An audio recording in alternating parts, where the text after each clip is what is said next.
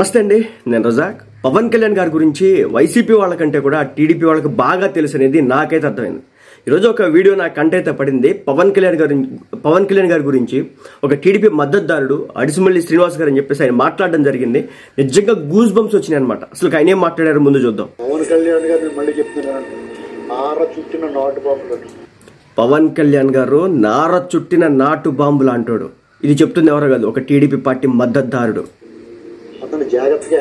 అతన్ని జాగ్రత్తగా హ్యాండిల్ చేయాలి. రాంగ్ హ్యాండ్లింగ్ చేస్తే చేతిలో పేలిపోతాడు. సో అది పరిస్థితి. అంటే అంత క్లియర్గా అర్థమైంది వాళ్ళకి. పవన్ కళ్యాణ్ నార చుట్టిన నాటు బాంబులు అంటాడు. సరిగ్గా హ్యాండిల్ చేయకపోతే చేతిలోనే పేలిపోతాడు. ఇది వైసీపీ నేతల దగ్గర నుంచి వచ్చిన మాట కాదండి. టీడీపీ పార్టీకి సంబంధించినటువంటి ఒక అంటే ఆ పార్టీ తరఫున మాట్లాడేటటువంటి అడిసిమల్లి శ్రీనివాస్ గారు పెద్ద ఆయన మాట్లాడిన మాటలో నిజాలు ఉన్నాయి కాబట్టి ఆయన మాట్లాడారు. అంటే నాకు తెలుసు టీడీపీ వాళ్ళ సంగతి, టీడీపీ వాళ్ళ గురించి, టీడీపీ రాజకీయం గురించి. అంటే వాళ్ళు ఎవరినైనా సరే లెక్క చేయరు. ఈ రోజున ఎన్టీఆర్ గారి గురించి ఎలా మాట్లాడుతున్నారు అంటే ఏ స్థాయిలో పక్కన పెట్టాలని చూస్తున్నారో మనం చూస్తున్నాం. అయితే ఏంటంటే బట్ పవన్ కళ్యాణ్ గారి విషయంలో వాళ్ళ అంచనాలు ఏ విధంగా ఉంటాయి చూడండి. పవన్ కళ్యాణ్ నార చుట్టి నాటు బాంబులు అంటాడు. అంటే వాళ్ళు తక్కువ అంచనా వేయరు శత్రువుని. అది జగన్మోహన్ రెడ్డి గారిని కావచ్చు, ఇంకెవరైనా కావచ్చు, శత్రువుని తక్కువ అంచనా అయితే ఎయిర్ అనేది దీన్ని బట్టి మీరైతే అర్థం చేసుకోవచ్చు. ఈ పెద్ద ఆయన చెప్తున్నారు కదా, మరి మనం దీంట్లో తప్పు పట్టవచ్చా, లేదు వాళ్ళని చిన్నగా చూడొచ్చా, లేదా టీడీపీ పార్టీ వాళ్ళంతా ఎలాగ ఆలోచిస్తున్నారు చిన్నగా చూద్దామంటే తప్పు అది. ఎందుకంటే మన ప్రత్యర్థి, మన ఎదుటి శత్రువు స్టామినాని అంచనా వేసినప్పుడు మాత్రమే మనం ఈజీగా గెలవగలుగుతాం తప్ప అంచనా వేయకపోతే మాత్రం గెలవలేం. సో ఆ పెద్ద ఆయన చెప్తున్న మాట కూడా అదే. ఇప్పుడు పవన్ కళ్యాణ్ గారు జనసేన పార్టీ, టీడీపీ పార్టీ పొత్తులో ఉన్నాయి. సో ఎలక్షన్కి వెళ్ళిపోయినాయి కదా. రేపటి రోజున ఏదైనా తేడాగా జరిగితే ఎలాంటి ఇబ్బందులు వస్తాయో ఆ పెద్ద ఆయన మాటల్లో అర్థమవుతున్నటువంటి విషయాలు. అంటే ఇప్పుడు మహారాష్ట్రలో అట్లా ఇట్లా అన్ని రకాలుగా జరుగుతున్నాయి కదా రాజకీయాలు. సో అలాంటి రాజకీయాలు జరిగే అవకాశాలు కూడా ఉన్నాయి. అంటే ఇక్కడ ఏదో కాంట్రవర్సీ తీయాలనో ఇంకేదో చేయాలనే నా ఉద్దేశం కాదు. కానీ బట్ ఏంటంటే పవన్ కళ్యాణ్ వ్యవహార శైలి ఎలా ఉంటుంది అంటే సిద్ధాంతపరంగా ఉంటుంది. మీరు చూడండి, మన పవన్ కళ్యాణ్ గారు టీడీపీ పార్టీతో పొత్తు పెట్టుకున్నప్పుడు మాట్లాడిన మాటలు ఏంటంటే, నేను 10 సంవత్సరాల పాటు టీడీపీ పార్టీలో పొత్తులో ఉండాలనుకుంటున్నాను. ఎందుకంటే ఆంధ్ర రాష్ట్ర భవిష్యత్తు అభివృద్ధి పదంలో నడవాలంటే 2 పార్టీలు కూడా 10 సంవత్సరాల పాటు సుదీర్ఘ పొత్తులో ఉండాలని చెప్పేసి పవన్ కళ్యాణ్ గారు చెప్పడం జరిగింది. మరి 10 సంవత్సరాల పాటు పవన్ కళ్యాణ్ గారితో పొత్తులో ఉండాలంటే ఎదుటి పార్టీ ఎంత జాగ్రత్తగా ఉండాలి. పవన్ కళ్యాణ్ గారు ఏ ఒక్కరిని కూడా తూలి మాట్లాడండి. చంద్రబాబు నాయుడు గారిని తూలి మాట్లాడు, నారా లోకేష్ గారిని ఎప్పుడు కూడా తూలి మాట్లాడాల. అయితే 2019 ఎలక్షన్స్కి ముందు మాట్లాడాలి కాబట్టి వాళ్ళకి సంబంధించి ఉన్నటువంటి కొన్ని విమర్శలు చేయడం అయితే జరిగింది. అవి పెద్ద విమర్శలు అయితే కాదు. కానీ ఏంటంటే పవన్ కళ్యాణ్ లాంటి వాళ్ళ వల్ల టీడీపీ పార్టీకి లాస్ట్ ఎలక్షన్స్ ఎంత దెబ్బ తగిలిందో వాళ్ళకి తెలుసు. అందుకోసం అని చెప్పేసి ఈ పెద్ద ఇలా మాట్లాడాడు. సో తప్పుగా తీసుకోవద్దండి. నా టీడీపీ వాళ్ళు కానీ జనసేన వాళ్ళు లీనియన్స్ అంటే ఇదే మన గురించి ఇంత గొప్పగా మాట్లాడుతున్నారు కాబట్టి అని చెప్పేసి తప్పుగా అర్థం చేసుకోవద్దు. టీడీపీ వాళ్ళని కూడా ఇక్కడ తక్కువ చేయడానికి ఏమీ లేదు. బట్ నేను చెప్పేది ఏంటంటే పవన్ కళ్యాణ్ గారిని హ్యాండిల్ చేసే విషయం.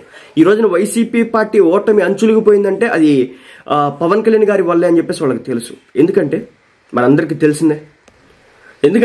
తెలిసిందే లాస్ట్ ఎలక్షన్స్లో టీడీపీ పార్టీ ఘోర పరాభవానికి పవన్ కళ్యాణ్ గారే కారణం అనేది వాళ్ళకి తెలుసు.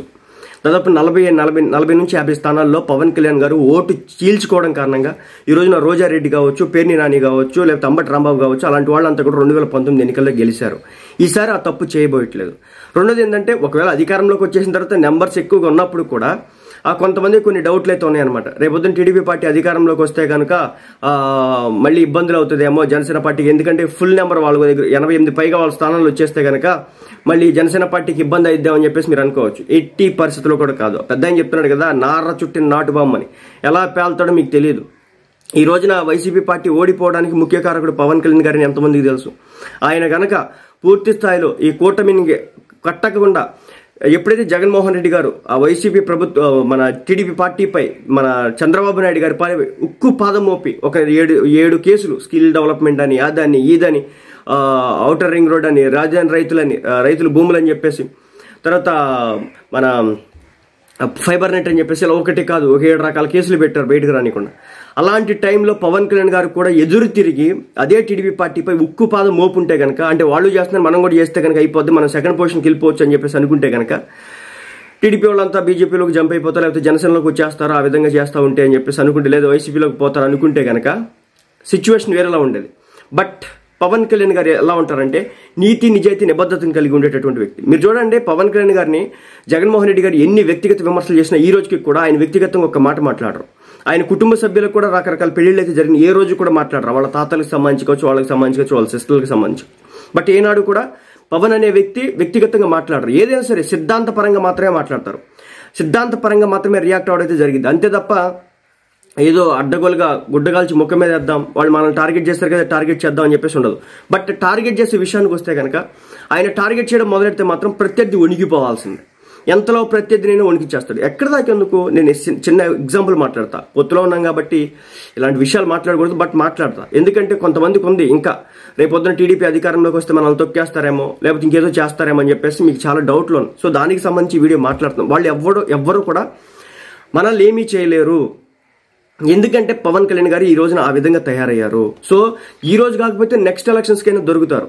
ఇప్పుడు ఏదైనా చేస్తే కనుక అలాంటి పనులు నెక్స్ట్ ఎలక్షన్స్కైనా దొరుకుతారు. ఏం లేదు, పవన్ కళ్యాణ్ గారు ఎప్పుడు ఎవరితో పొత్తు పెట్టుకున్నా, అది వైసీపీతో పార్టీ పొత్తు పెట్టుకున్నా, టీడీపీ పార్టీతో పొత్తు పెట్టుకున్నా వాళ్లే గెలుస్తారు. ఇండివిజువల్గా ఈ రాష్ట్రంలో 3 పార్టీలో ఏకంగా ఎవరికాళ్ళు పోటీ చేసుకుని గెలిచే స్థానాలు చాలా అరుదుగా ఉంటాయి ఈసారి నుంచి. ఇక ఈ ఎలక్షన్స్ వరకే అది. నెక్స్ట్ నుంచి అయితే కనుక ఒంటరిగా పోటీ చేయాలంటే వర్కౌట్ కానటువంటి పరిస్థితులు ఆ విధంగా మారబోతున్నాయి సిచ్యువేషన్స్ అన్ని కూడా.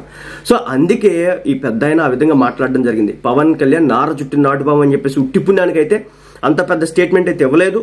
పవన్ కళ్యాణ్ గారిని సొంతోళ్ళైనా జాగ్రత్తగానే హ్యాండిల్ చేయాలా, అటుపక్కడైనా జాగ్రత్తగానే హ్యాండిల్ చేయాలా. కాదు అలా హ్యాండిల్ చేయం, వాడుకొని వదిలేస్తాం, లేకపోతే ఉపయోగించుకొని మళ్ళీ కార్యకర్తలు ఏదో అంటాం, లేకపోతే పోయినసారి కొట్టినట్టు ఈసారి కొడతామంటే అవి అలాంటి ఈసారి జరగవు. ఒకవేళ జరిగే సిచ్యువేషన్కి వస్తే కనుక ఎక్కడ తొక్కి పెట్టాలో ఎక్కడ నొక్కి పెట్టాలో తెలుసు. ఆ నెక్స్ట్ గవర్నమెంట్స్ రీత్యా అన్ని చూసుకున్నా, లేదంటే పవన్ కళ్యాణ్ పెరిగిన స్టాండర్డ్స్ వాటిని బట్టి చూసుకున్నా, లేదంటే బీజేపీతో ఉన్న సత్సంబంధాల రీత్యా పవన్ కళ్యాణ్ గారిని డైరెక్ట్గా టార్గెట్ చేయాలంటే ఎవరి వల్ల కూడా రాని సిచ్యువేషన్ అయితే రాబోతుంది. అందుకే ఆ తాతగారు అంత పెద్ద మాటలు అయితే మాట్లాడడం జరిగింది. మళ్ళీ చెప్తున్నాను, ఎవరు భయపడాల్సిన పని అయితే లేదు. కూటమి అధికారంలోకి వస్తే పక్కాగా ఈ గవర్నమెంట్ అంతా కొంతమందిని టార్గెట్ చేయలో అవకాశాలు అయితే ఉంటాయి ప్రత్యర్థుల్ని. ఎందుకంటే వాళ్ళు అలా డీల్ చేశారు కాబట్టి. అదేవిధంగా పూర్తి స్థాయిలో డెవలప్మెంట్ మీదే కాన్సన్ట్రేట్ చేస్తారు. పూర్తి స్థాయిలో రాష్ట్రానికి వీలైనంత వరకు ఎన్ని కంపెనీలు తెప్పించాలో అదే విధానంలో ఈ రోజున మన టీడీపీ పార్టీ కావచ్చు, జనసేన పార్టీ కావచ్చు కంకణ కట్టుకుని ఉంటే మళ్ళీ అడుగుతున్నా, పవన్ కళ్యాణ్ ని టార్గెట్ చేసి ఎవరు కూడా ఏం చేయలేరు. పవన్ కళ్యాణ్ వ్యక్తి నార చుట్టిన నాటుబాంబు లాంటోడు. ఇంకా మీకు అర్థమయ్యే భాషలో చెప్పాలంటే 2019 ఎన్నికల్లో ఆంధ్ర రాష్ట్రానికి ప్రత్యేక హోదా ఇస్తానని ఇవ్వకపోవడంతో బీజేపీ పార్టీ పైన దుమ్మెత్తి పాచిపోయిన లడ్డూలతో పోల్చినటువంటి వ్యక్తే పవన్ కళ్యాణ్ గారు. కానీ ప్రజల దగ్గర నుంచి అనుకున్నంత స్థాయిలో స్పందన రాలేదు. ప్రత్యేక హోదా కోసం మూవ్మెంట్ తీసుకొచ్చినప్పటికీ కూడా ప్రజల నుంచి రియాక్షన్ రాకపోతే దాన్ని వదిలేశారు. ఇంకేం చేస్తారు?